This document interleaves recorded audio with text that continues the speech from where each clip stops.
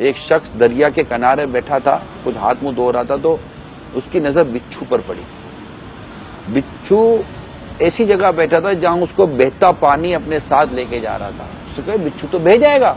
उसने बिच्छू को बचाने के लिए उसको पकड़ा तो बिच्छू का काम क्या था? डसना। बिच्छू ने डंक मारा। बिच्छू ने जैसे ही डंक मारा तो छोड़ दिया। जैसे ही छोड़ा तो देखा बिच्छू फिर डूब रहा है।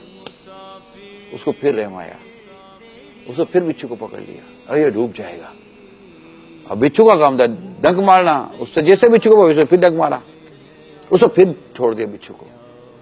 जैसे ही वो बिच्छू डूबने लगा दोबारा उसको रहम आया। एक शख्स उसको देख रहा था, कहता कि तू अजीब आदमी है, ये बिच्छू है। बिच्छू ये बिच्छू है। बिच्छू का काम तो है ही डसना, वो तो डंकी मारेगा।